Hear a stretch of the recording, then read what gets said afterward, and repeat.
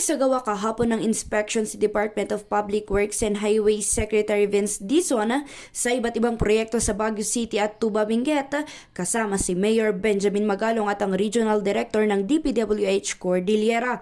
Una nilang binisita ang tinaguriang Great Wall of Luwakan sa Sitio Ungasan, Luwakan, Baguio City.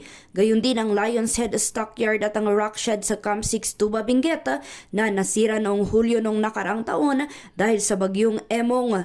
Binisita rin ni Dizon ang tulay sa Camp 2 Tuba Benguet na nasira naman dahil sa landslide na dulot ng mga nagdaang bagyo.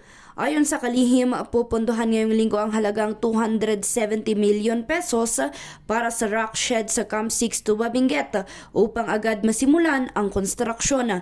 Idinagdag pa niya na sapat ang naturang pondo upang patibayin ang pundasyon at tuluyang matapos ang proyekto.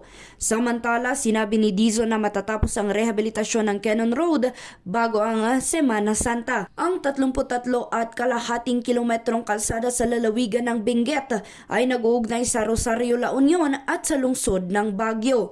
Sa isang press conference noong Sabado, Pebrero 28, inatasan niyang mga bagong regional director at district engineer na tiyaking maayos na may sasagawa ang mga proyekto. Ayon kay Dizon, kailangan ding ayusin ang rock shed na binisita ni Pangulong Ferdinand Bongbong Marcos Jr.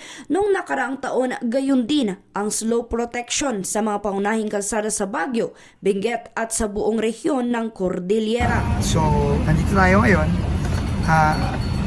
primarily para matapos. Kita nyo naman, one way na lang tayo dito ngayon dahil sa nag-landslide dito last year. Nasira itong parte ng kalye. Kawawa yung mga kababayan natin. Nag-one way lang tayo dito.